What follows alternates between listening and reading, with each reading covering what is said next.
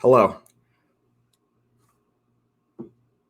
How are you, Mike? I am doing pretty good. I am a little nervous today, but I Oh, am ready to you? go. Yeah, I know. You I'm are used a little to flying. nervous? Well, you know what? I had to drive here.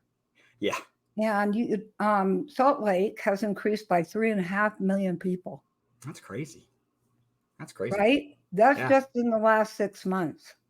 So if anyone was wondering where California nights went, I know where they went. So anyway, today we're going to be talking about something that is personal to myself and to you. Yes. I actually asked you a long time ago to be a part of this great project Yeah, you did. because everyone suffers. Suffering is a part of the human experience. Yes, it And is. because of that, I felt that you would be a key, important person to come from the male side of what it is to go through trauma. So I thought I'd open it to you first to share an experience. Thank you. I appreciate that. Um, I kind of thought through some things, but what I wanted to share with all of you was uh, years ago. I was in a car with my father coming home, and me and my brother pulled up into a scene that was devastating. There were two cars that had gotten a head-on collision, and one of the cars actually flipped sideways and ran sideways backwards direct or into a tree, Wow. and it lit on fire. So it not only hit, but it went sliding across and hit a tree. Correct. So Wow. it was hit head-on, turned, flipped around, and I couldn't even imagine that. yeah, Could you imagine sitting inside that car, looking out the window, and not having any control over where your car's going? yeah, that's Holy scary. cow. But that's the scene that we pulled up on and saw, and it was crazy because I sat there and there were flames and there was smoke, Oh, and man. it was it was scary. But I looked closer at the vehicle and I saw that it was this blue color that I recognized. Oh, And boy. all at So, once we just started moving because I realized and I yelled, "That's Todd's car!" oh, man. And I my father was already outside of the car. He left it running and running towards the Towards back of the, the car where there wow. were paramedics and other people surrounding a body. I got out of the car as well, and winter. Um, it was a winter afternoon, so it was chilly. And I remember very vividly the smoke and the smell of that smoke. My father ran over and pushed through some of the people that were just surrounding this body on the ground, and uh, he stepped over top and straddled the body, Oh, and he wow. saw there was a man trying to get him out of the way, and he said, "Sir, please move." And I could hear all this. I was Why frozen was he trying to watching get him out of the way? I'm curious. because uh, my father had gotten and straddled um, over top of him, and Okay. so what he did was, with all the fierceness that a father that's panicking has, he turned to that man and said, um, "This is my son." Wow. And that Oof. sound has stuck with me for quite some time. Um, and then this is the moment that I really wanted to point out was right then in that moment. I remember all of those things that I just explained very vividly because the next thing I heard was, "Dad, don't let me die." Oh, And oh. it was very heartbreaking and difficult to be a party to. I was whisked away by And you're some a very neighbors. close family. Yeah, we are. So your family, so people understand the context of this, his family as a whole came down as clients Yeah. and worked as a family together in Yep. bonding and cleaning out the garbage of the past so that they could have a good relationship. They already had a great relationship, but this actually accentuated it. I've never seen a greater family, honestly. The unity Right. and the love was profound.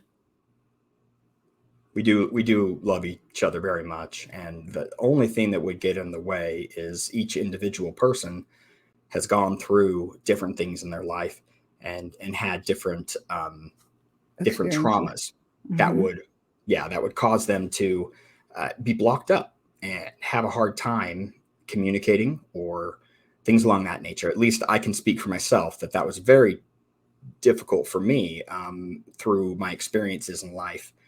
Uh-huh. I have been gotten to the point where PTSD has crippled me, and And it for a can. long time. For a long Yep. time, I'm getting better now. Otherwise, I wouldn't be able to even speak here.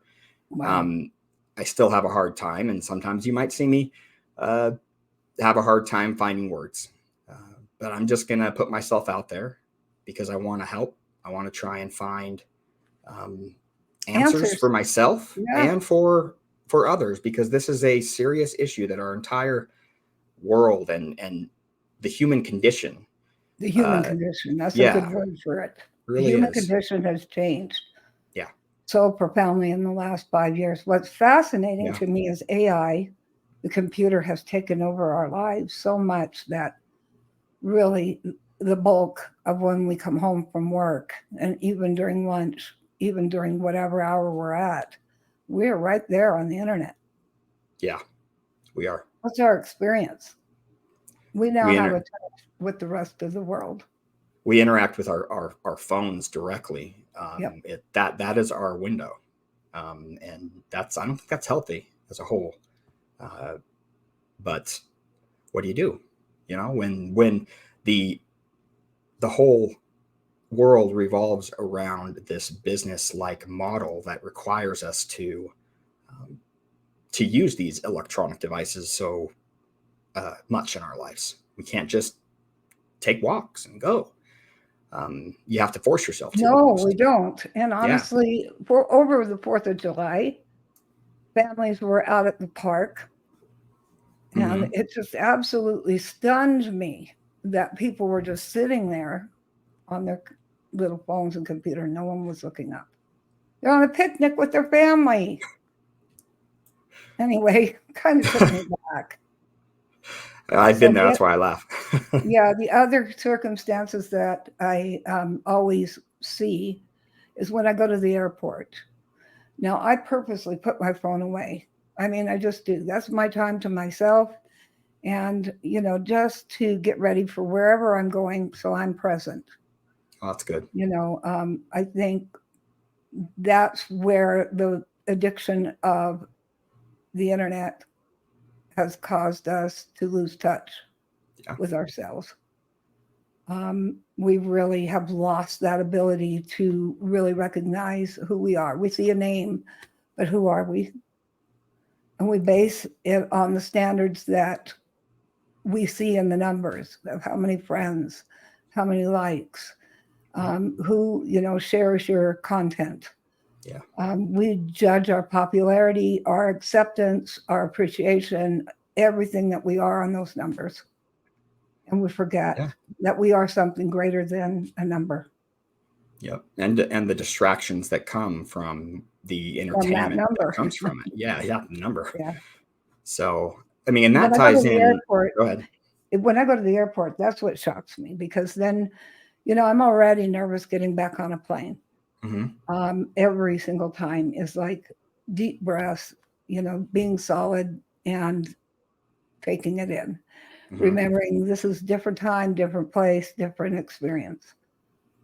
And I have to do that constantly when I'm getting on a plane. Hmm. But when I'm sitting there waiting, you've seen that where there are lines of people getting ready to get on the plane. Yeah. I'm always the last one, and I do that on purpose.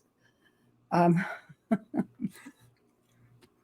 And it's because I like to see people get settled in so I can just go and sit down. That's good. But when I look around during that time, I'm astounded. All and up, all the way to the end of the terminal. Even the pilots are looking at their cell phones. Yep. Before they get on the plane, when they're on the plane, and then when they sit down. It's like a transfixed Yeah. I'm with you. zombie. Yeah. That's We creepy. do these zombie movies, and yet we Which are. I enjoy a good zombie movie, but Yeah, you know, right. yeah. So the biggest reason for this program is to help those individuals out there, and I have met thousands and hundreds of thousands of people throughout the world, and I don't care where you are, what country you're in, somebody has gone through something horrific. That experience keeps carrying and keeps reminiscing in their mind over and over again. Yeah. What they don't realize is that when we think about that experience, we get stuck. It creates a barrier in our mind that doesn't allow us to be present. We end up reminiscing over and over the experience. And when we do that, the mind does not know the difference between what is real and what is imagined. So when we're thinking about that experience, we're living it all over again. Yeah. And We're in the moment. The mind doesn't know that it's not happening because we're going through it with great detail. yeah. These experiences give us an opportunity to make a different choice and a different decision. I think that for me, when I was in the plane crash, there were so many choices before I got on that plane. So many different choices and so many different decisions I could have made. And yet I consistently kept making the same decision. For many who don't know my experience, I'm going to be talking about it more or less over the entirety of the time that we are doing these podcasts because I want to help you. I want to be there for you. For me, there were so many moments like you. I was thinking about this program, and I was thinking about those moments. What were my first choices? What were my first decisions? Mm-hmm. And I remember thinking, if I'm in a plane crash, think about this. What? I'm not even Before? 30 yet. Yeah. I'm a kid, right? And I'm thinking about dying. Yeah, that's pretty morbid.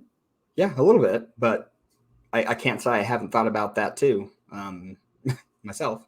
Yeah, every time we get in the car, if there's someone who doesn't drive well, we're like, Yeah. You're putting your life in their hands, right? Yep. So that's what was going on. I was putting my life in my husband at the time, and I was literally putting every bit of my trust and every bit of who I am into that moment with him. And I remember my kids do not need to go through this with me. And so I called my mom up and asked her if she wouldn't mind taking care of the kids while we went on this trip. And that was the core reason why I did it, was simply because if we ended up crashing, I didn't want to lose them. I didn't want them to go through the suffering. So as we were flying over there, suddenly a chill came over. You know those experiences where you get a chill. Yeah, like a shock. And a knowing. Cold shock. Yeah. That's the spirit getting your attention. It's that moment of a revelatory experience.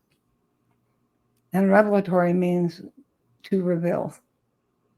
And heaven gives us every opportunity to make our own choices and decisions. You see, in our eternal existence, which is really huge, this is the one we get. a body to feel the touch, the cold, the heat, clothes, taste, sight, hear, Yeah. every bit of it. And this is the most important moment of our existence where we can change, in exchange, be a new person. We hear this word reset a lot lately. Mm-hmm. We can't reset. All we can do is move from where we are and change the decision as we go. Yeah. We can't reset what's happened. We can No. ask for forgiveness if we've hurt someone or someone's hurt us. I definitely, think about that often. I could forgive Terry. That was my husband at the time, but he couldn't forgive himself because he came, into this situation as a pilot, as an individual with confidence, never really thinking that we were going to go through anything horrific. Yeah. So as we were taking the kids to my mom's, that feeling came over me again, that overwhelming feeling. And I grabbed a pad of paper and I went, wait a minute, kids are going to be fine. But I put that paper in front of me and I started writing a last will and testament. Do you know, after all these years, my mom finally found that will and testament? Really? I finally got it this last year. I didn't get a chance to grab it before I left because it was so fascinating, the things I had put so much emphasis on. But I also was deeply impressed how smart I was to realize, preparing moments of my children's lives, when they reached childhood, adolescence, teenager, adult, 40-ish, 50-ish, 60-ish. And so I wrote in that context to both of my kids. I had a daughter, Christina. She has now since passed away. That was painful. And like I said, these are the experiences I'm going to be talking about. I never thought ever in my life I was going to lose her or lose any of our children before us. Parents, it's a horrible thought. It doesn't seem right? No. Why would we? Doesn't it seem just so wrong that our kids would die before us? Yes, absolutely. It just seems so out of context and wrong. Then I had a son named Jason. Oh, he was a cute kid, smart.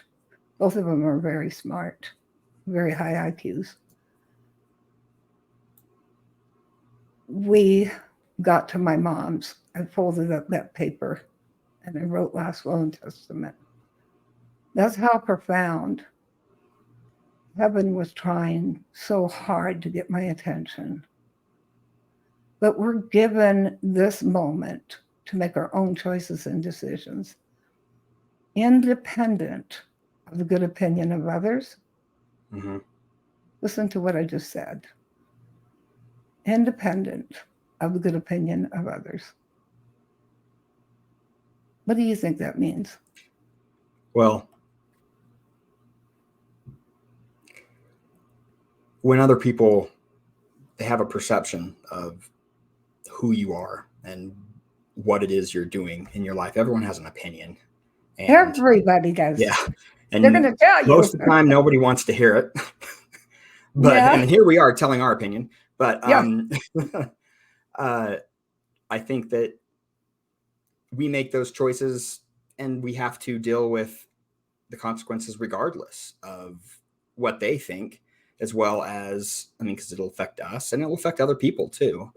But ultimately, what they think matters little. Isn't that the truth? Yeah.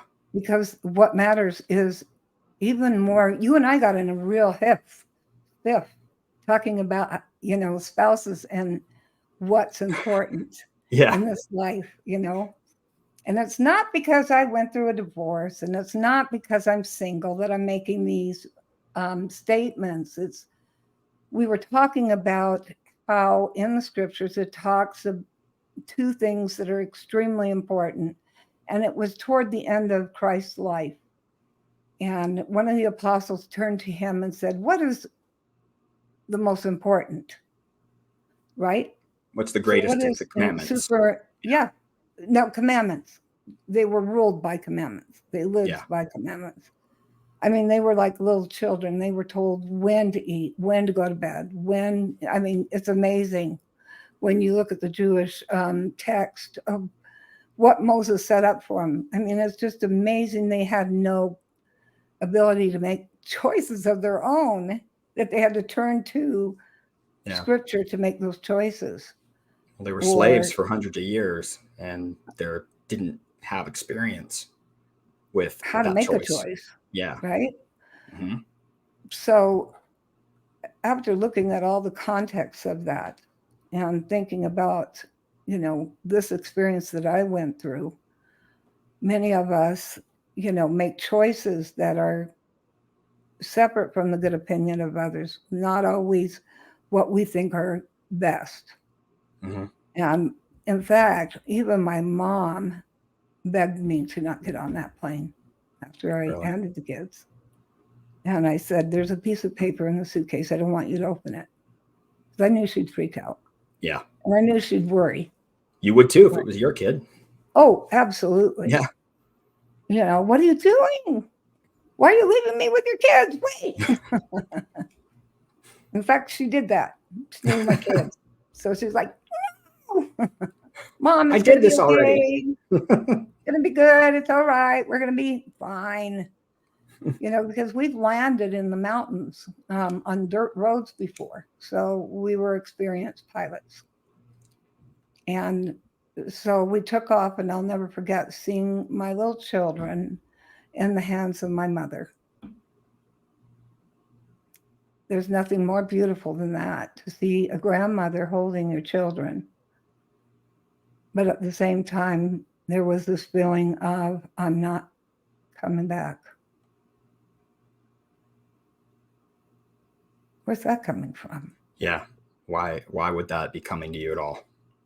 What is that thought? Is that suicidal? Is that suicide ideology, or what is that coming from? So I looked out the window. I think intuition, clearly, with what happened. So I mean, it's a real part of our life. How do we discern it, though? How do we discern where it's coming from?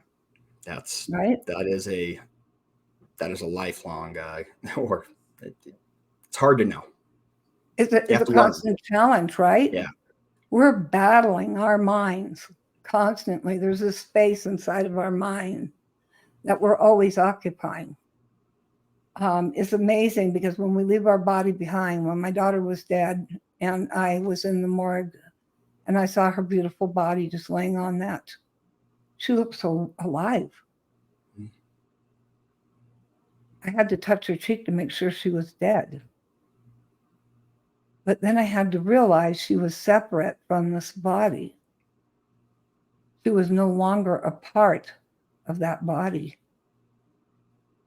And that's when it hit me, she was dead. Yeah. And I did something I did every night and snuck in there because I hated it. I would sneak in there and give them a kiss on their cheek.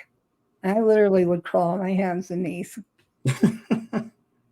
So that even as they got older, teens, I still was sneaking in their room and giving them a goodnight kiss. Those are your babies. Yeah. So I was leaving these babies in my mother's hands. We got to Utah. No problem. The trip was great. We had a good flight. It was a small Beach Bonanza airplane. The fastest, I think it still is, the fastest single engine plane there is out there. It's just amazing how powerful. It looks so different than other planes. It has a V-tail on the back. Okay. And the V-tail is like this instead of like this. Okay. So when you see a Beech Bonanza airplane, you're looking at a V. That makes sense. So it's moving along in the air, different in this angle.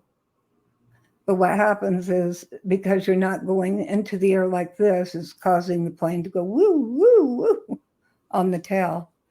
And so I got used to just literally, whoa, where are we? And getting pushed around. And that I already had a fear of flying, a tremendous fear of flying. I had to overcome because we had a plane that we had to use and fly, so there was no other choice. Sometimes fear is necessary to keep us Yes. from throwing ourselves into bad situations. Well, fear is the false experience appearing real. Now, is that bad or good? Is it bad or good? I would say most of the time, experience appearing real in our perceptions. We're going through a fear. What is healthy fear? it's when it's about the truth. I would say when it's When about it's truth. yeah, when it's when it's consistent. you're afraid Fear of in your conscience. yeah, like I'm gonna get burned if I touch Yeah. that, There's or this person's it's a gonna hurt healthy me. fear. It gives you a confidence that Yeah. comes up into your thinking. Mhm. It's not a chaos that happens when you go into fear. But I'm amazed how many people are paralyzed daily. They look like they're okay. I mean, I'm the one with all the fears, right? And I'm driving out in my car, wondering if they're going to hit me. I mean, I'm freaked out about every little concept of what people are thinking. What are they thinking about my scars? That's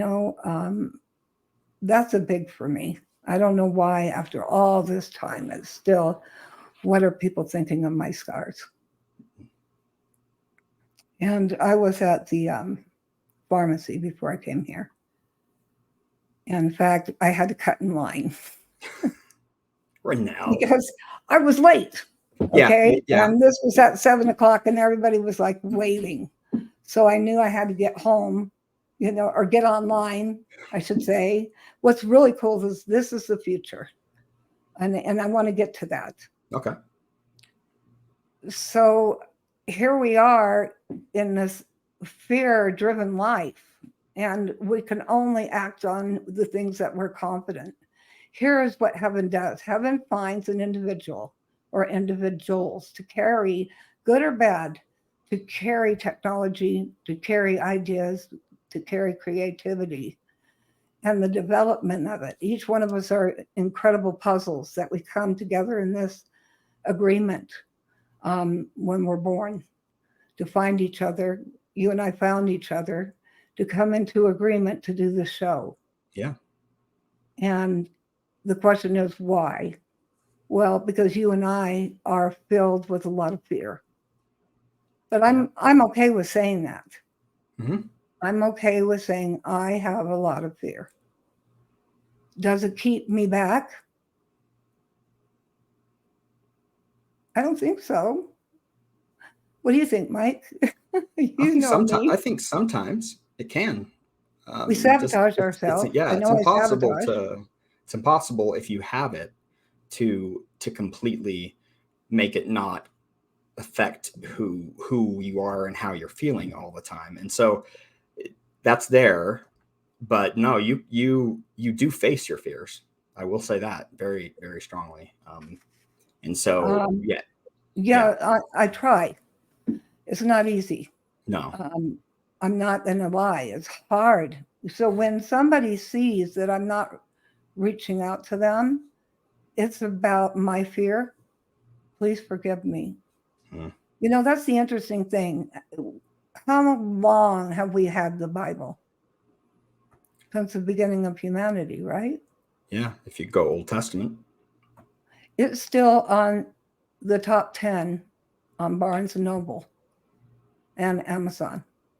The Bible is still on the top 10, has been consecutively for, oh gosh, years and years and years. Why? Why is it?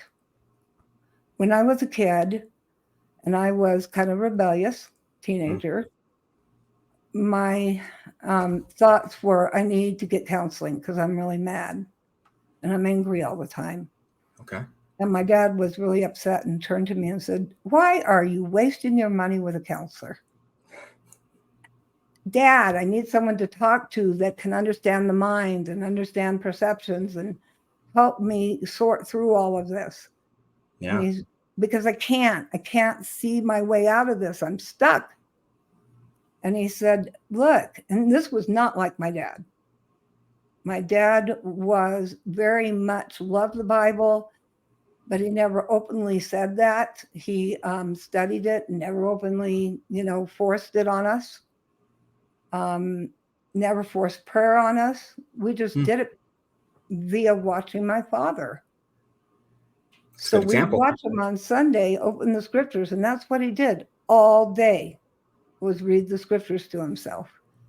And I loved getting attention from my dad. So I would always do things to get his mind off the scriptures and on me. And how I did it was just reaching out and trying to get him to look and talk to me, which is something my brothers and sisters didn't do and were afraid. But I was not afraid of my father. I wanted to know who my father was since childhood. Who is this man? What is he about? That's a part of me. This is why I came here. I'm here because of him. And it was hard because my sister and I are only 9.5 months apart. Okay. It's close. How close? Yeah, it's very close. 2 weeks after birth. Yeah. Boom, you're pregnant again. Oh, that'd be, yeah. Right? That's not fun. The only thing that helped my mom out of this depression is one night she had a dream, and the dream became very real. She woke up. There was an angel by the bed that said, "You are going to give birth to a girl, and her name will be Ranelle." That's all it said. And it repeated 3 times. She kept trying to go to sleep, and she'd wake up and see this angel, and it repeated, "You will have a girl, and her name will be Ranelle." It literally wasn't until about 10 years ago I found out what Ranelle means. It's kind of hard. It's hard to realize that the name I see identifies with who I am. Who are you, Mike? Yeah. Who's Mike? Michael. Right? Michael, the archangel. Right? Doesn't that go through your mind once in a while? My parents named me Michael the Archangel. Yeah. Do I have to live up to that name? Yeah, it's like unto God. And that's like, whoa! I mean, come on. Responsibility. Yeah. Like that's now I gotta be this. Yeah, that's not gonna happen. What am I gonna do? I know, right? Mine is Queen of Light. That's what it means. Ra. That makes sense. Right? Light, Queen, Nell. So it's backwards. In Latin, it's reversed. So it's Queen of Light. And that's hard. That's hard to live up to. But it's a daily thing where I sit down, I get up, and I think about my name. And that's what keeps me going, is that identity, that perception I have of myself, that I perceive about myself. So that it gives me the strength to come and do this with you, Mike. And I'm so grateful. My gosh, if it weren't for you and a handful of friends, I'm so grateful because it keeps me going every single day. And if I don't answer somebody, just know I've read it. I've read your post and I internalize it. I'm just scared to death to respond, to say the wrong thing. I'm a bad speller. I'm dyslexic and ADHD. Can you tell? Sometimes I can. Yeah, Dad. Hey, Dad. Look at me, Dad. Stop Dad. it. Hey, Dad, look at me. Yeah. Dad, do you have a kid that's like that? Oh, Dad. no. Yeah, I have 2, maybe 3 if you count some days. But yeah. Dad. Yeah, that's not gonna happen. What am I gonna do? I know, right? My name is Queen of Light. Dad. Michael. Michael. Yeah. Yeah. Yeah. Yeah. Yeah. Yeah. Yeah. Yeah. Yeah. Yeah, I was on Out of the I 5? was on the phone with you last night, and it Mhm. was hilarious. What happened? Oh, my son. Yeah, okay. He is Yeah, throwing I a heard big all fit. this screaming in the background, and I'm going, "Who's killing something?" Yeah, I know. I It didn't even sounded do like anything. it really literally sounded like this child was being beaten. I'm sure Yeah, that was going through your mind. She's yeah. thinking, "I'm beating this child." And now all of Right? YouTube thinks that too. But I'm just kidding. No, all I did But was it lift him up, cracked me up because I went through brought him all of out of the that. room. So bless your heart is all I kept thinking. Bless your heart, Mike. So glad Yeah, I'm not doing that anymore. the young ones, man. But I miss it. So Yeah, this kid was it's screaming, and weird. what was he saying? Oh, he said, "You're a dummy." I don't Over know and where he over learned again. that word. You're dumb. It wasn't me. You're dumb. Yeah, dummy. Yeah, it didn't. I was not happy about that. Yeah, I said, it looks like somebody, and you didn't say a word to me about what was going on. And I just heard this kid screaming, and I didn't know if he was injured, if he was hit by one of the siblings. But one thing I do know is that he was mad at you Yeah, for his pain. because I was taking him away from his mother at the time. Like she was Oh trying to go to gosh, sleep. don't do that. Yeah, she was trying to go to sleep, and yeah, it was a hard So moment for yeah, me. it was hilarious for me to listen to all this and I'm glad I hear could this. bring you some levity in your life. Yeah, no kidding. And I said, well, looks like somebody needs a spanking. Hmm. I didn't spank him. You know what? I never spanked my kids. I don't care what they say. And they're going to come on at some point and say, yes, you did spank me. My oldest son, who's still around, will tell you that maybe a handful of times he got spanked. Um, the other time with my two younger kids was not at all. But my daughter still thinks she was spanked. I said, in your dream, or did I sneak in your room? Memories, And man. did that kiss seem like a spanking? Because that's what I did. It wasn't spanking, but my ego was affected, as a Oh, parent. How dare you think I spanked you? yeah. I was above that. Got all haughty. Yeah. Yeah. And so it's true. It's not even about a kid screaming. We worry, the moment we worry it's about us, they scream more. Yeah. Did you notice that? If I think about, Like yeah. if we put our energy, because our energy is the potentiality of outside of us. Mhm. Um, if we put that in our light or our countenance, that it's about yourself and being offended as a parent, that Oh kid yeah. is going to do it more. Yeah. Yep. If At you're least worried, some kids. Every kid has a different personality they come here with, which is something I want to talk about eventually someday. But yeah, um, we're going to get on it yeah. because in my near death experience, I saw a child that I was going to have. Mm, And it turned out that it was two children. But the one child I didn't know was going to be a child I was going to have. It was a girl. okay. And when I was over on the other side, she kept hanging on me and wouldn't let me go. She was just always right there, no matter where I traveled on the other side. Well, that turned out to be my daughter that you can hear in the background. Yeah, I heard her. She's an amazing woman. She's a lawyer and a good lawyer. She has her own show, her own podcast. Um, we all want a voice, by the way. So this is why we do podcasting. Some of us want to listen, though. We want to learn. So that's what I'm hoping we achieve Or here is both. learn Yeah. from for our perception and our perceptions of what we experience. I've heard a lot of people, and you're going to hear a lot of people from the other side um, and feel things from the other side while you watch the show. It can't be helped. because the moment that you think their name, they're there. So when you think about somebody, it's a law of heaven that when you reflect on somebody's name, they appear, they come. And how do you It's know this? just that. How do I know that? Yeah. Only because I learned that on the other side. Gotcha. When my grandmother showed me the amount of people that I would reach out to, and it looked like an ocean of heads. Yeah. That's what I thought, like this moving wave of heads forever. And I thought, there's no way. I'm nobody. Nobody cares about who I am. They probably did. They cared. Yeah. Because these were people yet to be born.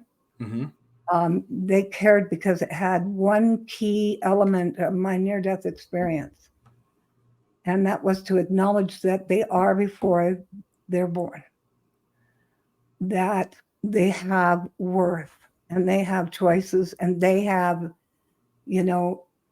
things that they want to bring to humanity when they're born.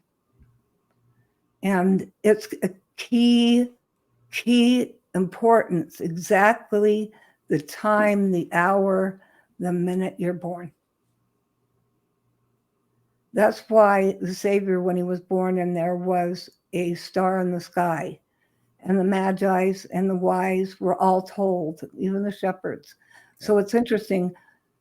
So Magi's were considered, what we call today PhDs, professors of theology, of the astronomy, of everything. So that they were considered the wealthy, the richest of the community. So the Lord talks about the Magi's all the way down to the shepherd. And that experience of reading it, it's amazing what pops out. It's not just a story. There are things that you need to know. And this goes back to my dad, when I said I was going to see a counselor. And he said, "You don't need that." And he went and grabbed the scriptures and landed it in my lap. I said, "Oh, gosh, really? Religion, come on. Serious? Oh, my gosh. The scriptures?" And he said, "Yes, because every answer that you need to find is in there. So all you need to do is read it." When coupled with revelation, I completely agree. Yeah, I don't know about you, but I do something that, I pray every time it's not, a big whoopee-doo prayer. It's just, "Dear Father, guide me through the scriptures. Where do you want me to read today?" It was interesting. Tucker Carlson has recently been reading the scriptures. He's more than halfway through. But that's what he's reading every day. New Testament, Old Testament? Both. Oh, nice. Isn't that cool? Yeah. When I heard that last night, I was profoundly affected. And he said, "I can't get through a chapter because when I do, I have to stop and really realize this is an incredible story. Where has this story been? Why didn't I know about this?" These are stories that are just like, wow, stories of history. And so my father was trying to tell me that same concept, that there are stories that we've all experienced, and how they chose, how they made a decision, what they accomplished, good or bad, even the quiet ones. There's an individual that right now is writing to me, and everybody's like, "Oh, yeah, that's an imposter." Okay, that's fine. I like my imposter. So I talk to him every day, and, we have good, once in a while, good long conversations. And so I'm going to say his name, and it's okay. It's Elon Musk. And I'm okay with saying that. If he's an imposter, what can I say? Yeah. Okay. I'm writing to an imposter. He reached out to me, and we've been chatting. But what impressed me is he asked me if I had ever known very wealthy and well-known people. And I don't think that he said it because of his own self-importance, right? Mm-hmm. I've come to learn him, and his name actually means an oak tree. Mm. And if you understand the way that you and I think, when we think of a tree, we think of a legacy, right? Yeah. We're leaving a family legacy. Yeah, like a family tree. So for Elon, it was a reminder of his legacy and what he's leaving behind for all of humanity. Which he definitely is. The great book, if you want to pick it up, it's an old book. It's called Hamlet's Mill. And it's beautiful because it talks about the stars and what we look up to when we look up at the sky. And how we see ourselves, in this place called Earth. Mm-hmm. It's fascinating because there's a picture of a tree and you see an old oak tree.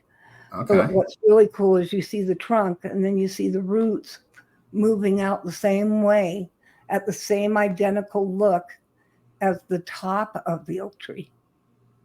Okay. Isn't that interesting? That is interesting. It mirrors it. Mirrors it. And it takes, in order for a oak tree to grow, it takes a bug eating it open for it to finally bud. Isn't that interesting? That is interesting.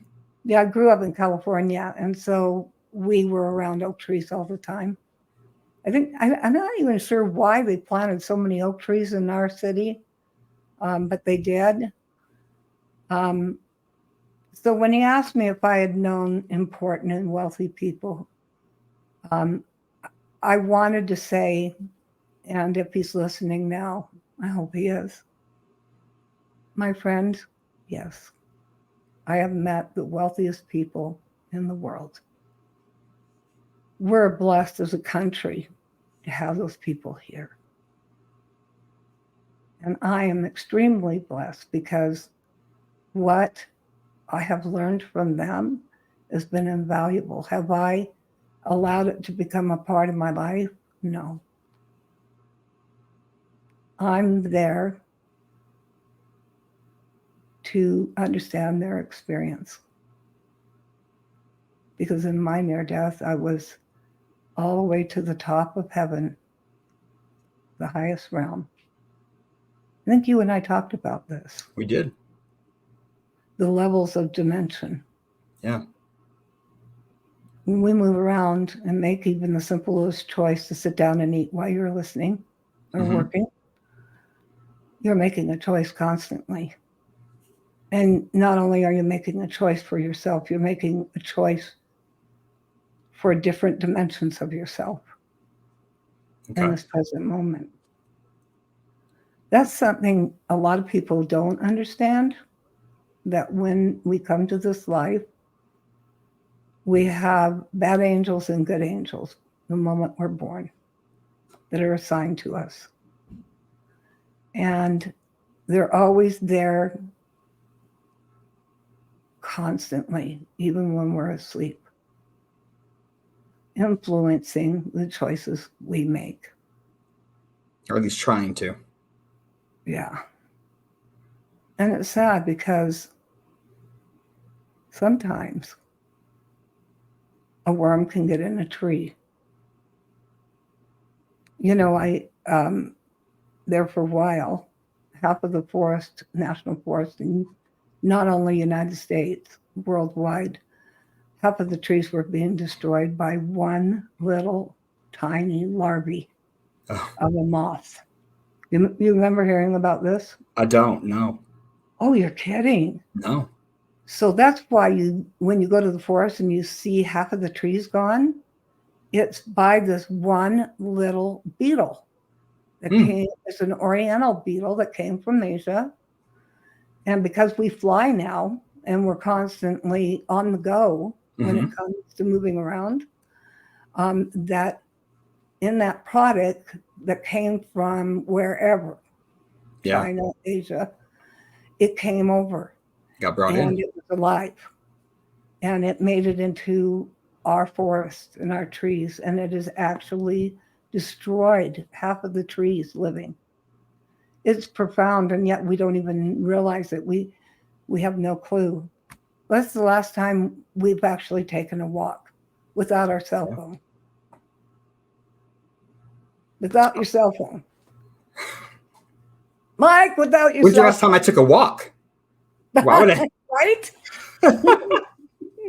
Well, I take walks, That's but good. You I like should. to get up in the forest. Yeah. I like to hear, because every tree, every single living thing has a spirit, and it has a male and a female, and it talks.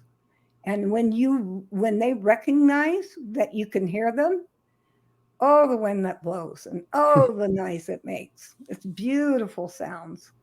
It's like a song. They don't just talk, they make music. And how are you And listening to them? listening is being still. Yeah. Peace, be still. It's the shortest scripture in the entire Bible. Except for Jesus wept. Oh, that's right. Yeah. Jesus wept and peace be still. Yeah. Now, why do you think that turned out that way? I don't know. Wanted our attention.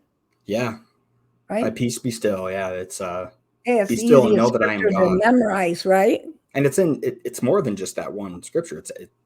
Throughout all scripture, it talks about being still.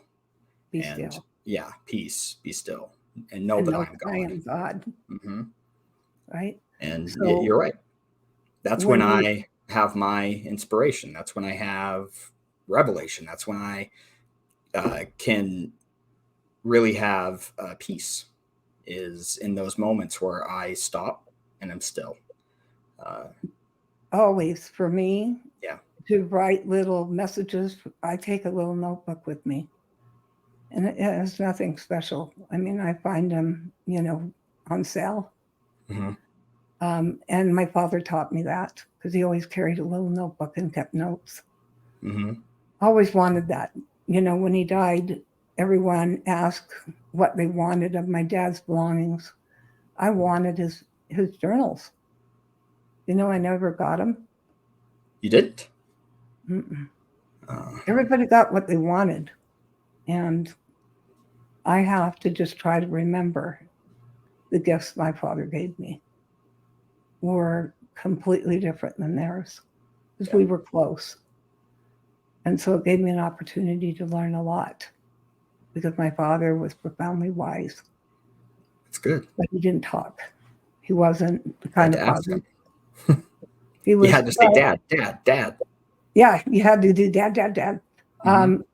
If you understand the history of family, it'll help you understand some of your traits. And then you realize I chose to take those traits on before I came. Because I saw two kids that I was going to have, a son and a daughter. And the son, I even knew his name because I said it. There was this young man crying and asking me, Mom, why are you here? Mm. Mom? I don't know you. Or Yeah. do I? Or do I? Yeah. So in that moment, I went, Nathaniel? Where is that coming from? Mm. Nathaniel. And then he came and he embraced me and he says, Mom, please let me be born. Because I didn't want any more kids. 2 was enough, and I came from a large family of 7 kids. And because I was one of the oldest, of course, guess what? You had to deal Right? with all the young ones. Yeah, that was before dishwashers were in place. I mean, they had them, but my dad couldn't afford it at that time. So guess who the dishwasher was? Oh, yes. The babysitter, right? The do everything was always the oldest. Mm-hmm. You get in trouble, it's her fault. And Yeah. it's funny. everything you learn before the age of 18, you end up unlearning and dealing with the rest of your life. Isn't that true? Yeah, dealing with the how your life was the first 18 years. Blaming it on the parents, blaming it on the grandparents, blaming it on our history. For me, I had a German history. My grandfather was, if you saw the movie 10 Years in Tibet, or 10 years, yeah, in Tibet. Was it 10 years? I never saw it. I think it was Brad Pitt and another actor, and they got stuck in Tibet when they hiked the highest mountain for Germany and put the German flag on there. And the other part of the party decided to hike out the other way to make it. It was stormy and cold. It was a little more dangerous to go back the other side of the mountain because of the storm that was coming in. Okay. They decided to go that way, the two of the men, because that was Tibet on that side. Okay. And so once they got stuck in Tibet, the war started. So my grandfather had declared 7 major peaks for Germany. Oh wow. And that was scriptural. There was a reason that Hitler had done that. So my grandfather was awarded and, had a big parade and Germany, old Germany. And he asked my grandfather what it is he wanted. And my grandfather was sitting there thinking, he said, "Oh, Hans, I'll give you everything, women, property, whatever you want, it's yours." And so my grandfather turned to him and said, "I want to go to the States." And immediately he said, "No, I can give you everything, but I can't give you that. No."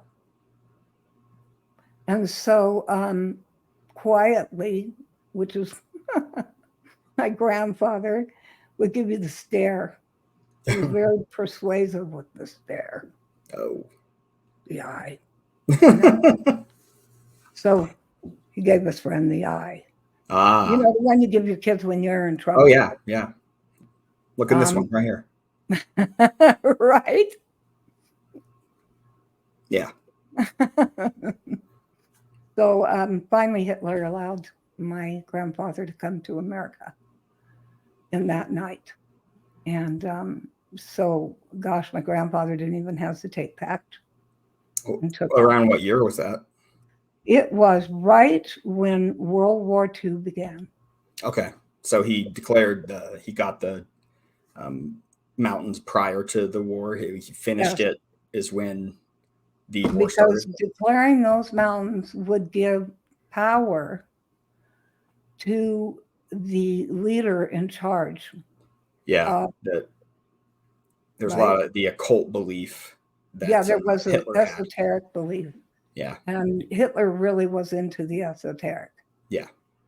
So hiking up and declaring 7 of the tallest mountains was huge. That meant that Germany now was in charge of the world. And he had power over the world. That gave him a sense of confidence that he could do what he did, which is sick. Yeah, it is. And sad. And I know that my grandfather did not want to be a part of that. So he came to the States and he went to Ohio. Of course. That's Mennonites, Amish, German. Yeah. Okay. So he hid out there and then eventually met my grandmother and they moved to Montana. But like I said, he learned to be very quiet because his speech detected every bit that he was German. And if they had heard that, they would have put him in a concentration camp. And if they knew what he had done for Germany, he would have been, put in jail. Right. Or his life taken. Yeah. Yeah. Because he would have been considered a threat. Yeah. And especially because I don't know who has them. I've seen them. Are the Hitler armbands and everything. Mm-hmm. That they put on the outside of their clothes. and their little Most tax. everybody will know what that is. Yeah. Yeah. Well, my grandfather had them with him, and he would have been considered a spy. Yeah, definitely. So he learned to be quiet. But I think that was good and not good in the development of who I am and what I'm supposed to do. What are you here to do? Because of all the things that we are, our purpose is our greatest reason for being here. Yeah. If you have no purpose, you really have no real motivation. Yeah. To understand who you are in this body. And what a great opportunity. Those who make it have, and I should say that not everybody's going to make it. You can meditate and manifest, oh, I'm rich, have big mansion, manifest it. I mean, there's so many classes about manifesting. The only thing is when I go to those classes, I don't know anyone who's made it. Yeah, no, it's bull. Right? Yeah. So what does manifesting look like to you? To me, it's action. It's belief in self and belief in what you, and belief in God.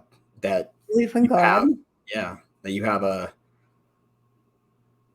a purpose and you go after that. And so, I mean, you manifest it by doing, and you get help, of course, but it doesn't just happen because you believe. You have to actually do.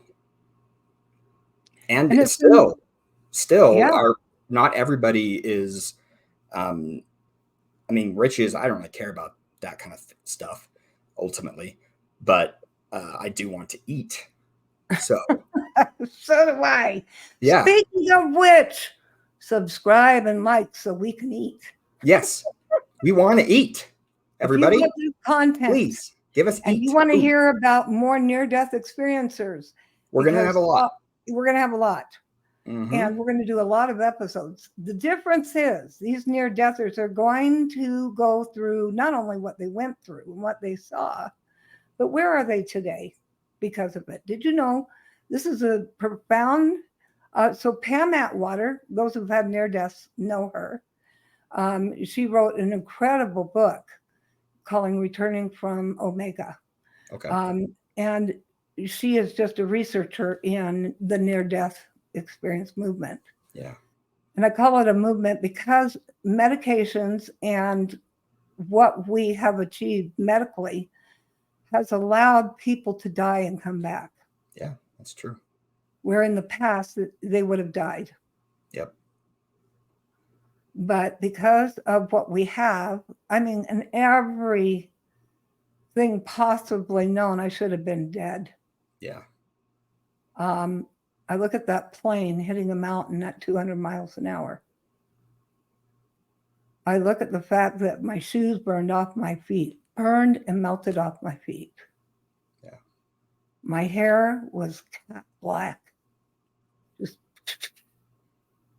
turned into charcoal. My coat had melted off onto my clothes, my pants. I remember everything was just like plastic melted down onto me. There was a huge piece of carpet that in the explosion had been sucked out of the plane. And because it was so hot, it glued to my chest. Oh, wow. I was not burned on my chest, which was a miracle.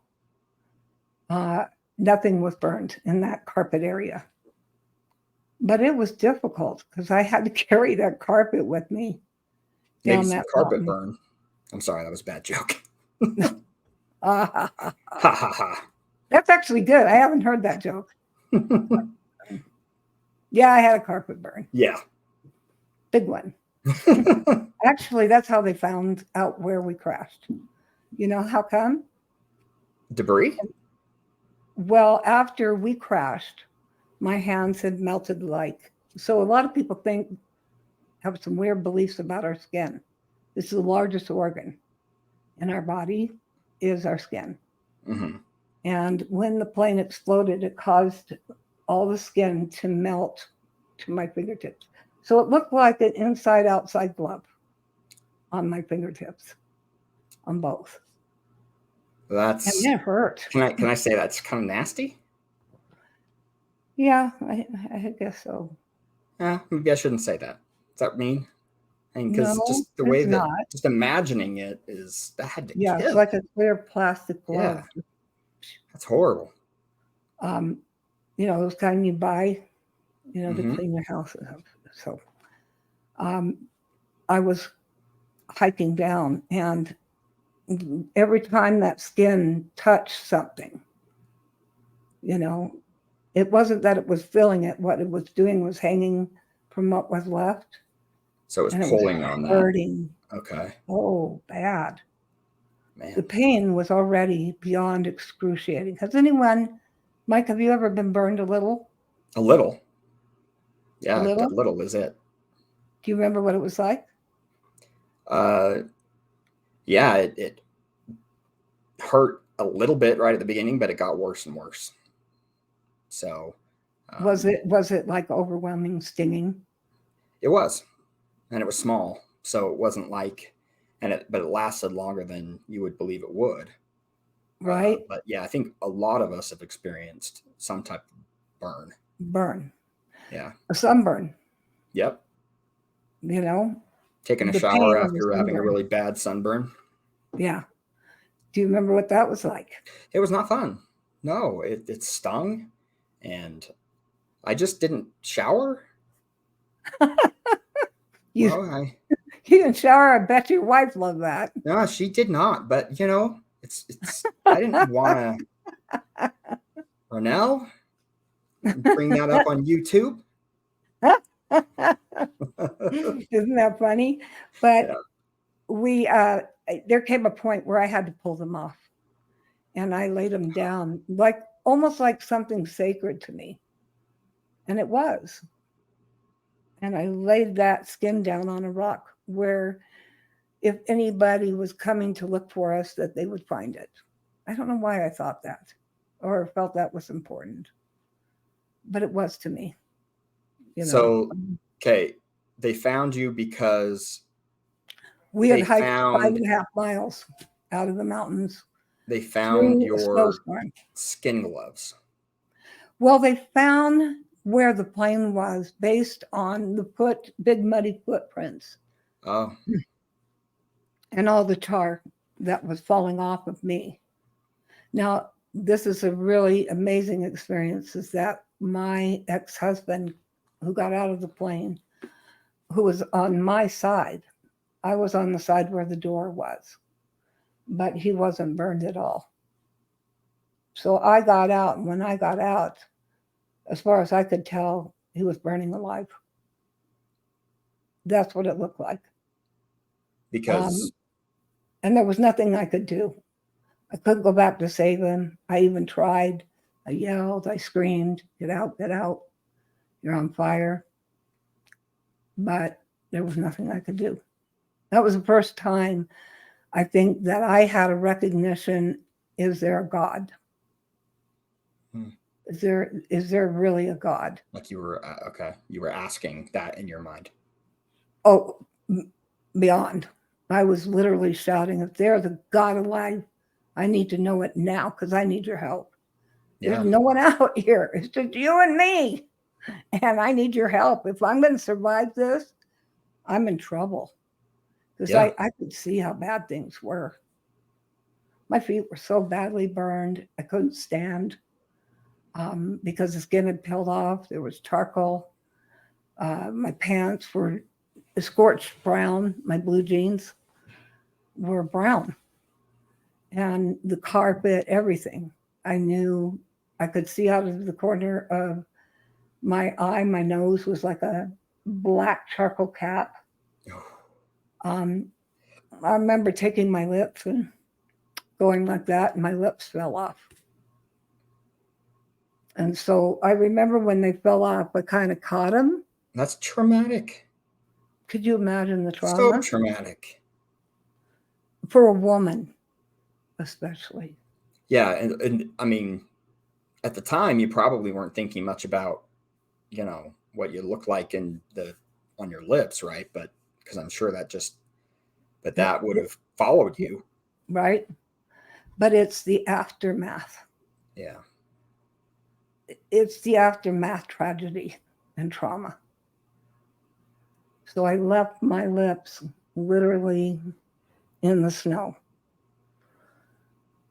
hoping they would find it. I don't know why. I kept doing that. I kept, little bits and pieces that would fall off, chunks of my hair. I put it where they could see. Like there was a juniper tree, and I took a big clunk of that hair that was charcoaled and black. So in our minds, we think of singeing, because when we burn our hair Yeah. getting too close to the oven or a fire pit outside, and it singes our eyebrows or whatever off. Yeah, it goes. So it goes zip. Yeah. But when you have hair product on, it didn't go zip, zip, zip. It turned into a plastic something on my head. Especially, was this in the 80s, 70s? They had big hair back then. Late 80s, yes. Oh, Okay, so yeah, that was big hair. Hairspray was a big deal. I remember it was this. It was the big comb over. Remember, ladies? Like this?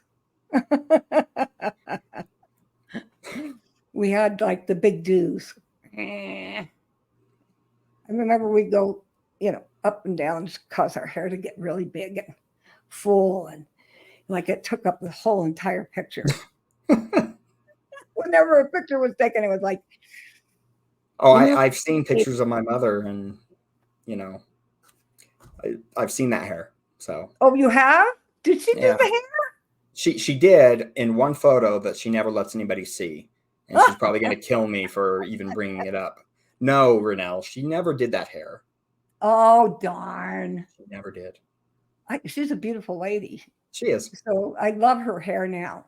She has this look that's kind of like mine, but it comes down, it's straight, and isn't it like right to the shoulders? Depends on when, but yeah. Changed? No, it's basically right down past her shoulders a little bit now. Yeah. But see, I don't notice all the time. I'm probably completely wrong. She could be bald, and I just got it wrong.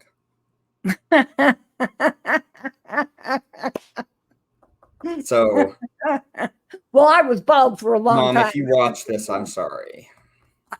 Honestly, they said I would never have hair again. Wow. They said my eyebrows would come back, but I would never have hair again. They said, good luck with that. You're not going to have a nose. I went home without a nose. So it was completely open. I went home without lips. So this is like the Red Skull. That's horrible. So there was nothing to close my mouth with or even eat with. I had to eat a lot of very soft foods that mushed in my mouth because I couldn't keep it in. So eating out was absolutely non-existent. That's worse than losing your lips. Yeah, you don't drink water in front of people because I couldn't hold a bottle. The burns were all grafted. See how it's kind of, so those small tendons, I've been blessed to have my hands, and we're going to talk about that at some point because there were a lot of miracles that happened. But I had to hold glasses like a baby, and I was always embarrassed. Yeah, just always. My kids use their feet sometimes. Yeah, I still do that. It's embarrassing, but that's why I don't go eat in public still today. I do, but it's, I still do this. Oh. Shy. Ranelle being shy. Well, Ranelle not wanting the food falling out all over the place and seeing it go. Good idea. Embarrassing. It was bad enough people stared at me, okay? You No, know, I couldn't imagine what you've gone through in that respect, in that regard. So, I mean, I make light somewhat because sometimes we have to with what we deal with. But in your case, I would not have. I can't even imagine. I've met a lot of burn survivors, and there are actually a lot of burn survivors, that are out there on YouTube. I don't know why mine was second and third degree. This was all, you can see kind of, my daughter was like, why are you getting sores on your head? Well, you know why? The Why? graft is finally starting to peel off. Oh no. After all these years, this graft that is the only thing I've got is wanting to peel off.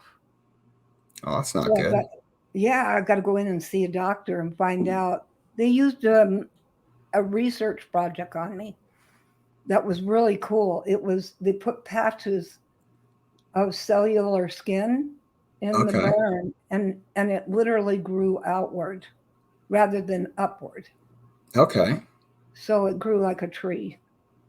So I have living skin from it growing like that. Okay. And That's then they amazing. put, yeah, some kind of drip or medication was put on that to help keep it moist and to keep, so you can Did it see like it on spider point. outwards? Yeah, it spidered outwards. You can almost, if I didn't have the makeup on, you could actually see the spidering Ah. of where the good skin spidered out and where it didn't take and where it took. But I'm amazed because you look back here, it all grew this way Ah. to the center. And the same as here, but, um, chin, everything else, face, nose, forehead, completely gone. Well, I'm glad that you That ended up I know. deciding to come back, and I know your two children that wouldn't have been born would also, it's probably grateful. Well, So they had both and do have important purposes yeah. and missions to accomplish here. Period. I got to see that, and I got to see the effect of my not being there to see them born. And you have to know that in itself was a miracle. I had cervical cancer, and they told me when I came back I could never have kids again Wow. because the amount of And you knew you medication were going I to have was on. some because you saw them, Two, but yeah, yeah, two. How did you deal with? I mean, what did you say? no, I'm not kidding you. I I told don't them have you wouldn't cancer, work. or no, I don't. I'm gonna have No, kids. I don't have cancer, and yes, you do. We have the pap smear. We have the growth there, Ranelle. And I was like, well, man, that's nice, but do what you have to do to allow me to have kids. And they were like, what is she not getting Just about this? yeah, just worry about staying alive is what they probably were Right? thinking. Right? Yeah, It's like, look, you're be blessed that you're alive. Why are you thinking about having kids? yeah. Um, but I knew that was a critical part of their lives and my own. And every one of you who are watching, you are a part of that agreement to spread the word, to talk about the fact that there is life after this. This life is just a portion of an entire eternity, one eternal round. But in that eternal round, you're in this. And I need you right now in this. I need you to spread the word, to give hope, because there is an existence and a life past this. What you're doing right now, what you were born to do. Get it done. Sometimes you may not even feel like you're accomplishing anything. Believe me. I've had people steal my money. Um, and recently I lost all of my life savings. So I can't reset. Someone says, well, reset. Went through a motivational speaker. I won't say his name because I love him, adore him. We went to school together. Really famous if I said his name, but I was told reset, start over again, do a new image, become a new you. Can't. No, why I wouldn't want to. Like, even though life is hard, and I was. What if you lost everything, Mike, right now? House caught fire. You lost all of your belongings. You've been injured. Have I lost my kids and my wife? Yeah. What would Okay, you so do? if they're all gone, but you're here. I can't say because of not knowing. I mean, I can imagine what I'd be like. And I could imagine that, and I'd want to say that I would be completely, I mean, it'd be devastating, but I would want to have a will to help and continue onward. But because that's such a dramatic difference from where I'm at now, I'm not sure I could say. When you say will, you mean your own will to live? Yeah. Like, because you have to have that. You have, regardless. I mean, and it's not a matter of just you're going to take your own life or something like that, but you need to be able to live your life and live in the moment and want to be there to have any kind of quality. And so that would be difficult. And so I won't say exactly what I would do, but I would like to think that I would at least persevere. What would you do the next morning? You wake up. I wouldn't get up. I'd just lie there for as long as it took. So maybe that's a bad thing. No, it's not. I'm not asking for that reason. Yeah. Yeah, it's good to mourn. It's good to grieve. And we'll talk about that, in the coming series is grief, mourning, loss. Loss can look like so many things. Yeah. Lost my dad 2 years ago. Oh, yeah, I know. Rough. I loved your dad. Me too. Your dad and I were buddies. Yep. And I just loved the way he was with his kids, his wife. The story that you told me about the family that didn't want him, the in-laws. Yeah. Not and they sure. Didn't know. They didn't know what they had. Yeah, they didn't at the time. They didn't appreciate the gift your father was. They learned it by the end of their lives, and they saw. Did they finally figure it out? They did, because my dad was so he just stuck with it with them, which was a miracle. Hard to do. But he loved my mother, and my mother loved him and her parents, and so wow. They just had to work through it over the years, and they did, and they saw his worth and how he raised 5 kids. There were 5 of us boys. I know. Is that like something? Yeah. And so, and then having these daughters vicariously through all these marriages. Yep. Now it's a different part of their, or at least his before he passed, or even now, I guess, because he still exists. It's kind of the point of. He left. Did you? I don't know if you saw something in the back, but there was a flash. Did you see that flash? What was that? My power.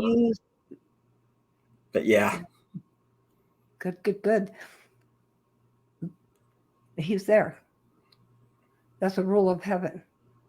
When you think about somebody or talk about them, they come. It's a rule of heaven. It's a law. If you can't get on, though, they may be there, but they will not make their presence known. When you're in acceptance of your trauma and that you need to make the next step forward, don't reminisce the experience. I lost everything. I can't go back and get it back. Everybody says, well, sue him. Do something. Like, the guy's on the run. How am I going to sue him? Yeah. He hid everything. I even went to IRS court because they forced me. IRS forced me to go to court to be there to testify against him. And I asked the IRS, is there anything left? What did he do with my money? He went on a cruise with his girlfriend when he was married, his affair. And he spent a lot of money on her to impress her. So my money went to a cruise and jewelry. And to another woman. And to another woman, yes. Now, that's hard as a woman to realize that another woman knew because he was called out about it and where it came from. Yeah. And she in no way cared 2 cents about me. Because that's the truth. Most people don't care about us. Yeah. Sorry. It's because they've shut themselves off from the reality that there was a life before this, there is a life after, and that we are spiritual beings having a mortal experience. And Say so that again. we are spiritual beings having a mortal experience. And so yet we look at our mortality first. I've got to make millions of dollars first and then do the mortality then I can be happy. Then the spirituality. No, it's not how it works. Yeah. You can be completely spiritual. I'm content in a lot of my way in my life in a lot of ways. It's not easy and there's difficulties, of course. But I still I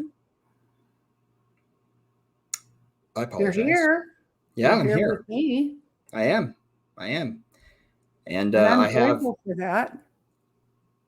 And my life is, I am content because of that spiritual connection I have with my Father in heaven and my Savior. So it's a very important part of my life, and I hope it will continue to be, because I know that there's a lot more living in this life and the next that I have to do. And so I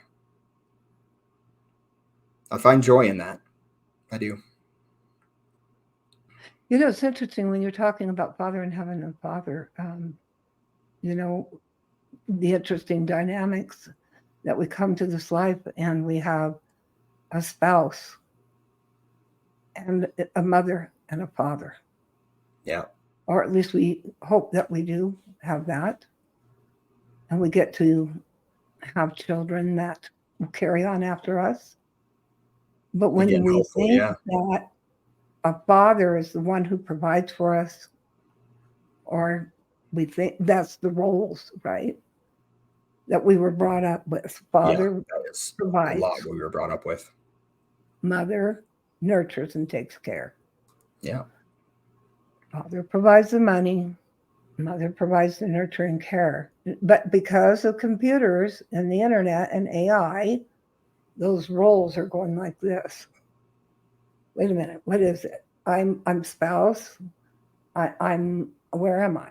And kind of the requirement it is to have in a lot of homes 2 parents working, right? Just to get by. And so yeah. So like a child is running in all this, going, Daddy, Mom, you know, and trying to get them to stand still and be present to say, you know, and listen to him. He hit me. And then that parent who's just come back from work, and I just want to hear this. I've dealt with this all day, you know, because my kids are in, one of them is in customer service, poor guy. And I hear yelling all the time. Yeah. When I go to visit, because he's on the phone and I hear the people yelling. And it's amazing. As a champ, he just does it.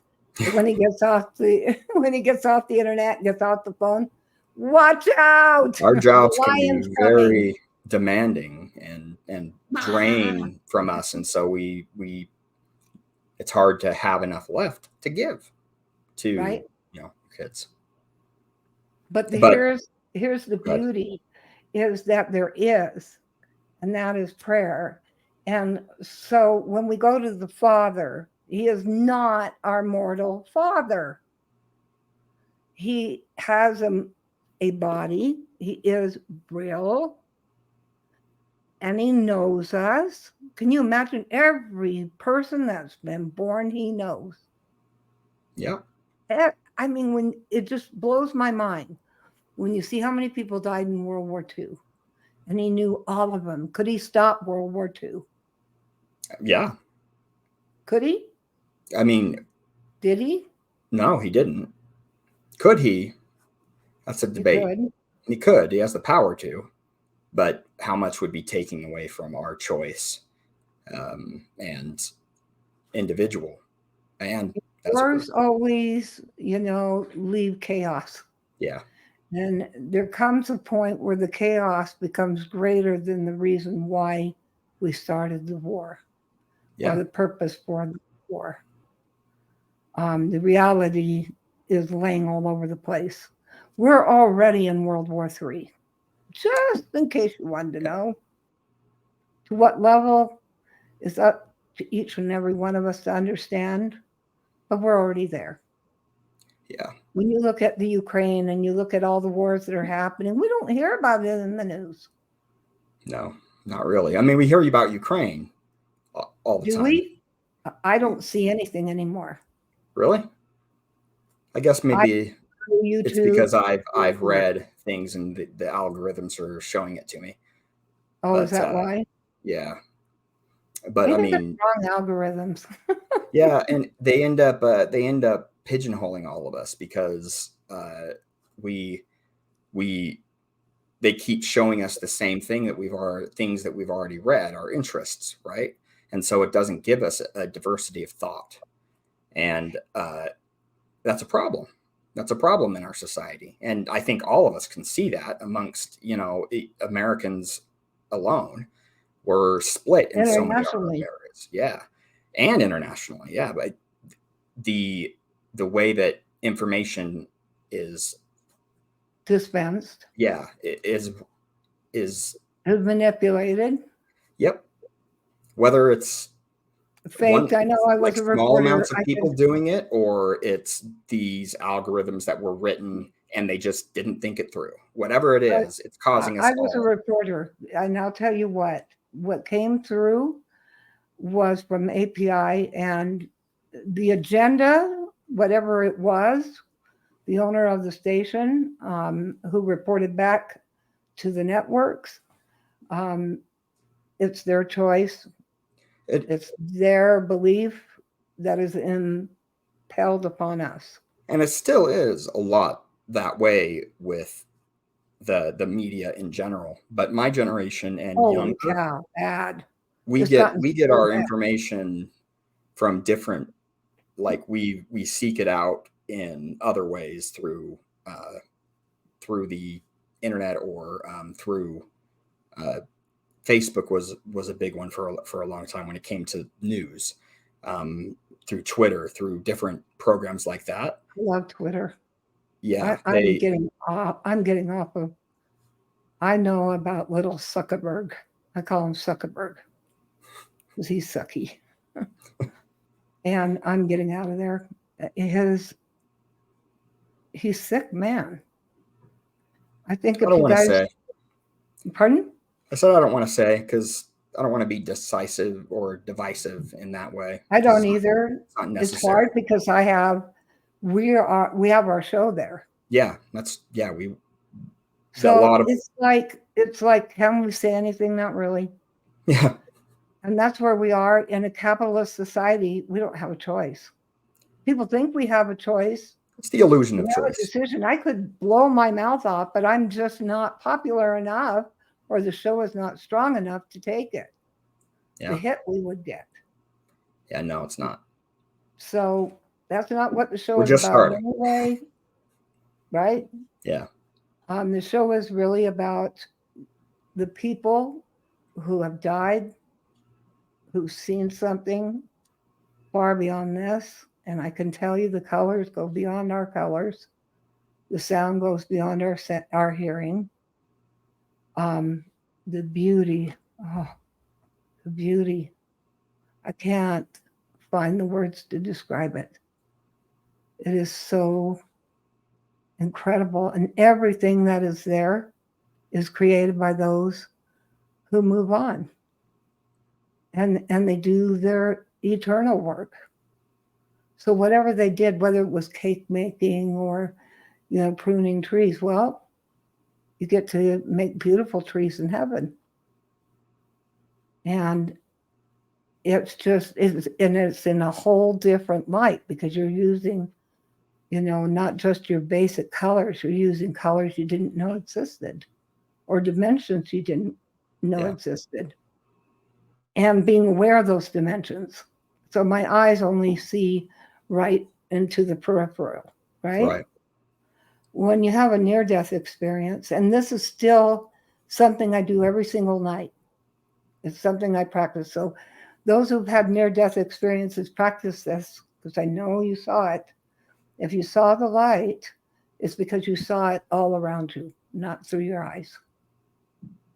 So, your spirit saw it and saw the dimensions. Mm. And so, when I close my eyes, I see the room that I'm in and I see the other dimensions, the layers. And so I practice every night to look beyond the layers and move to that space where I know Father is. And see, I don't have any. I've seen things, but I've never had a near death experience. And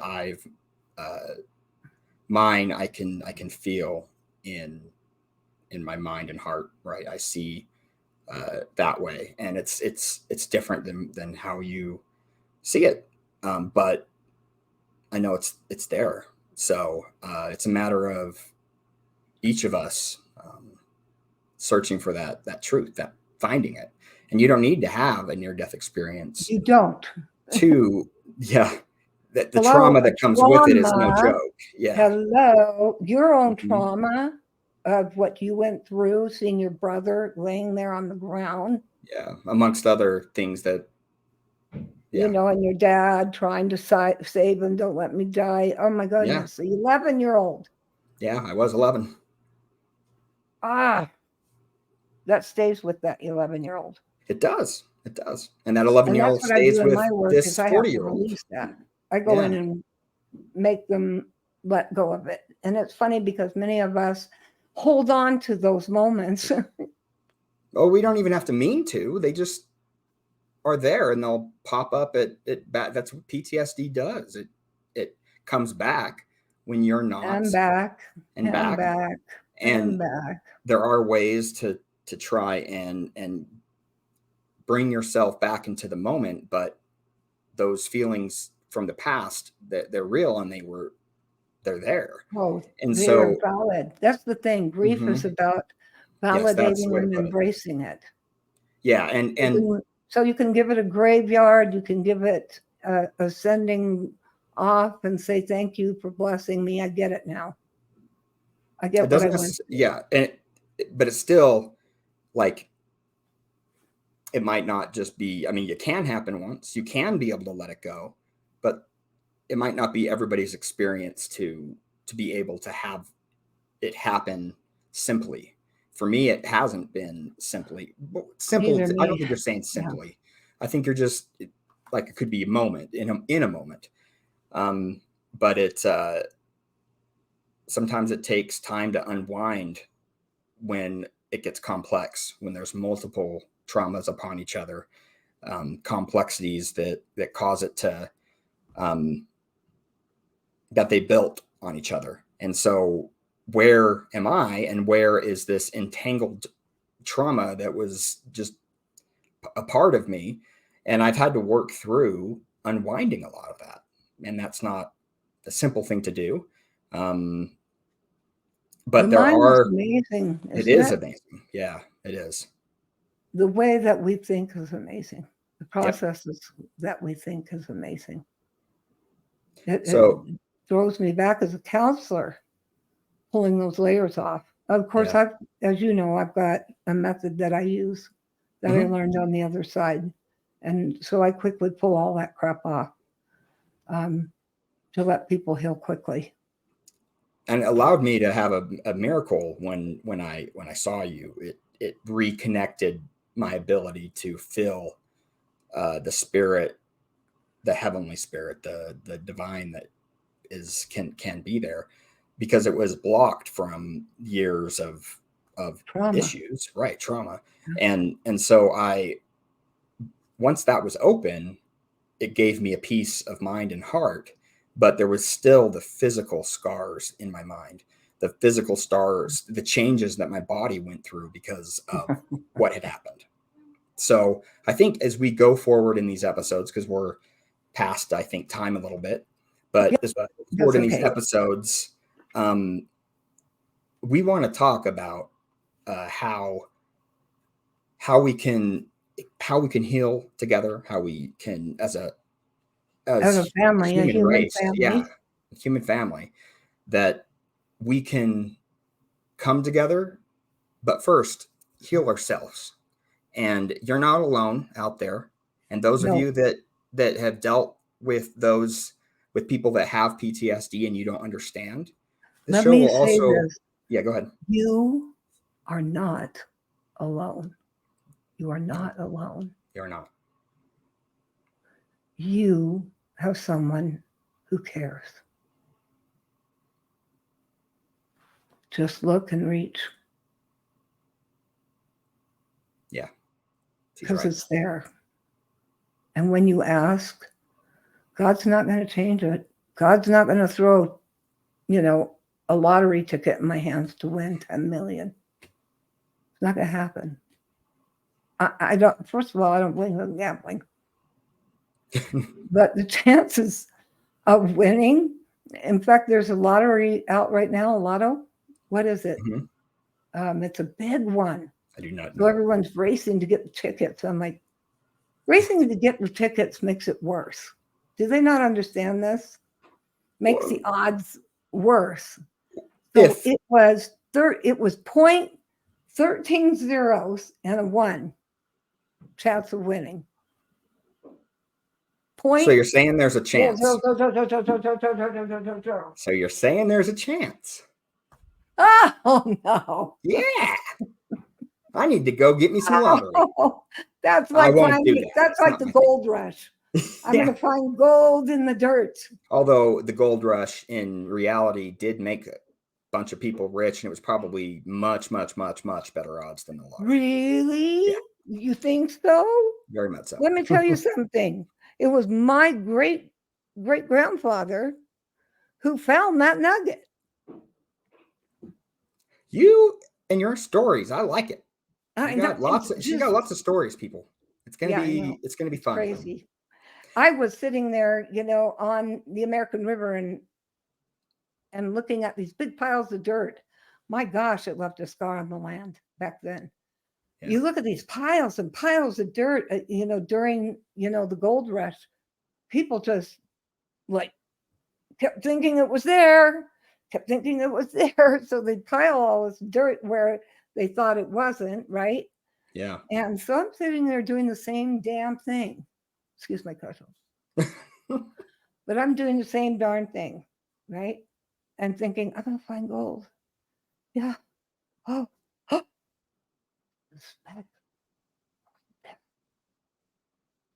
Please. It was fool's gold. Yeah, right?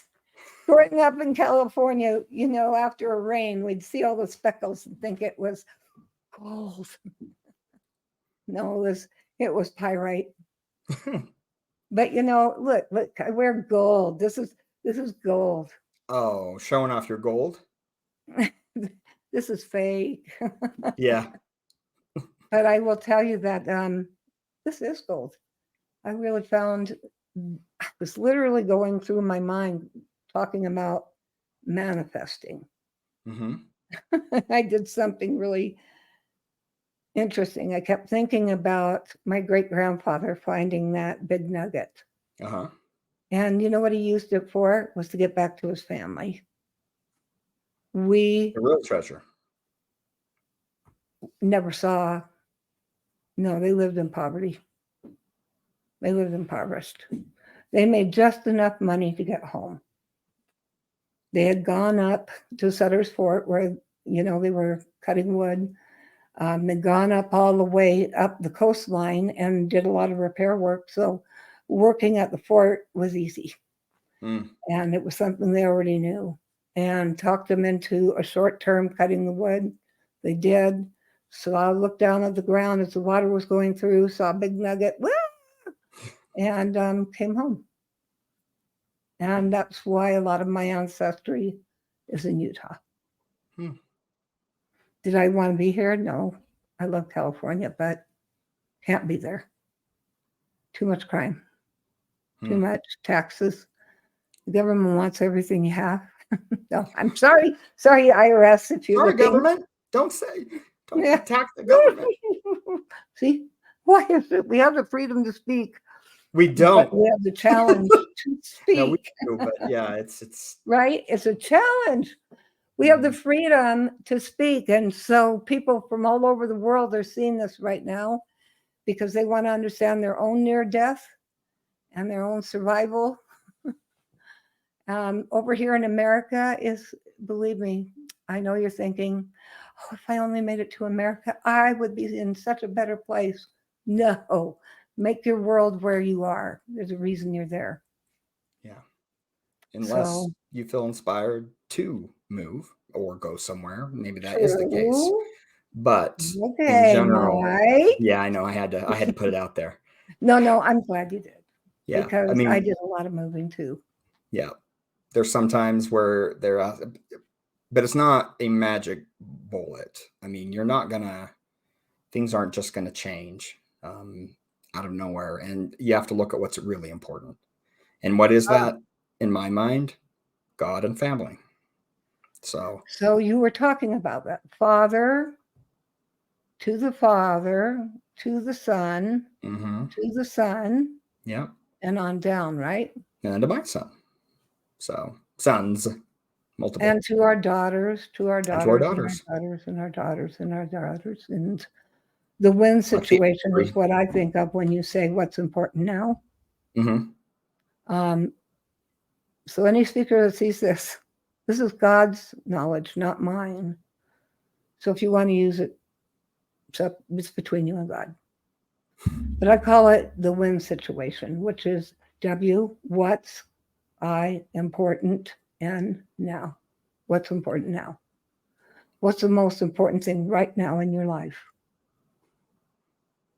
I know that I moved closer to my kids because I'm getting older, and it wasn't so much about getting older. I just love my kids and wanted to be nearer to my kids. I was alone. I could have had my dog and my mobile home. And anyway, instead, I'm up here in an apartment closer to my kids in my daughter's office. She doesn't I still got kids at home that I'm raising, and so I'm in a different place, but they are the world to me. So that's what's important right now. Right. I'm glad. I look at my beautiful daughter, and she does a show called Danny on Direct, Law and Politics. And so she's so good. She's good at what she does. She's a good podcaster. And she's beautiful. So I don't mean that when I say she's beautiful here. Though she is. Physically, she's beautiful. When I talked to her today, I said, do you know why we almost named you Beautiful? Because we didn't have a name for her. And it was open for a year because I was inspired with the rest of my kids. She was the only child I did not know the name and what it was going to be. Honestly, she thought her name was Beautiful. Because everyone called her, oh, Beautiful. So she honestly thought her name was Beautiful. And so we had to say, no, your name's not Beautiful, it's Danielle. And that name that you're called when everyone's pissed. But anyway, she said, well, why didn't you just stick with it? today when I was talking to her. Beautiful. She'd probably like Yeah. that. Yeah. It's a pretty name. Seems nice. Yeah. Yeah. And I says, well, because I want people to discover the mine, the gold mine with you. Hmm. And I want them to search you out and find you and listen to you and, let their lives be changed by her podcast and her beauty inside and out. And it's really about the levels of dimension within her that so shines through everything, the beauty that she has inside of her. That's really what we're talking about. That's cool. When we say someone's beautiful, they could be looking great on the outside, but there could be a lot not going on in the inside. And honestly, we get these little alarms in our brain back here when we see a beautiful girl naked. Yeah. I'm just surprised that that came out of nowhere. Well, the reason why is because we say, oh, that's beautiful. Do we? I know for most men, they don't think that. They don't say, oh, she's beautiful. When you go to that place, beautiful is not a word you would describe it. No. So the reason I'm bringing that up is the level of dimensions and deity that we're here to achieve is to get out of this and get to this. And when I say this, it's really about who you are. It's about who you are. And who you were and who you have been for a long time. Listen to that. My phone's ringing. Yeah. Never rings anymore. Turn it off. Right? But yeah, we come from a place. We're going to a place. So don't give up hope. We can. Yeah, don't. Life is.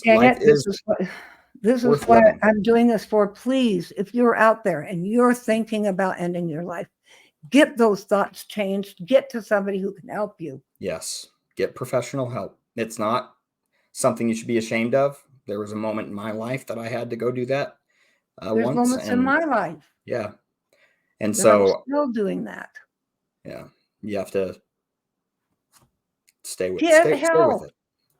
Yeah. Don't even think it's worth it. Get the thought out. And there are people who depend and love going where you think you're going if you go that direction. If you choose that thought, let me tell you what's going to happen. You're going to be stuck eternally in a very dark place of your mind. What a horrible, sad place that is. Don't do it. Yeah. Don't do it because it takes so much more effort on the other side to break you out of it. You don't have that body that's like an instrument to make the music. Yeah. Like a violin. It's beautiful, but then when you play it, it's more beautiful. Yeah. And so it actually makes this music and you go, wow, that made music, that box, wow. Yeah, there's strings. That music. Yeah. Well, the same is true with you. You have this body. Yeah. It's an instrument. What are you using it for? How are you improving the lives of humanity? I think about Bill Gates, all these wealthy people. I've been around some of them. And the ones that I love are the ones who leave this life and you never know their names. Yeah. Those are the ones I love. Those are the ones that really are a badge of honor. Yeah. So anyway, on to the next episode. We will we'll be back probably about a week. Yep. And we will talk then, and I think we'll probably do twice a week after that. So we will see, and we will be in touch. Come back, bring your friends, go down there. Yep. Like and subscribe so we can come back here and do this with you. Yep. We want to. It's going to be fun. This is our service. We're not getting paid for this. Mm-mm. Not yet. Yeah. But it's not until you like and subscribe can we spread this message. I've been doing this my whole life. And I will, because I'm committed to God. Yeah. And it was a commitment I made before I came back. I just care. I want people to be able to have a satisfying life, and for all of us to come together at least on the certain points of spirituality and, friendship, kindness. We can be different, have different opinions. That's fine. Me and Ranelle don't agree on everything. Oh, no. We have our hooties. Yeah. But hootie fights. Yes. But we do. It's ultimately, we care. And so we want to help. And so you guys. I do, don't I? I listen to you and you do. I'm quiet. At least most of the time. It's not sometimes. on rare occasions you listen. No, you don't. No, you do. You do. I am quiet, and then I finally get my moment. Yeah. And thanks for helping me out at the beginning of the episode. I was going to talk, and then I just couldn't. Really? It just was like, this is gone. Yeah. And so, and that's funny because we're scared. Yeah.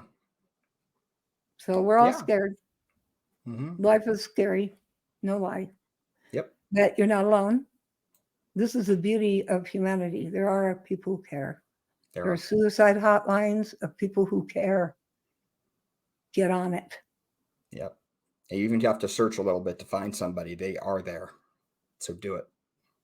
Or if you need to understand yourself, we'll have books. We'll have other goodies that in time, merch that you can reach to. But for now, you can come back here. Yep. We will see you in a week. Bye.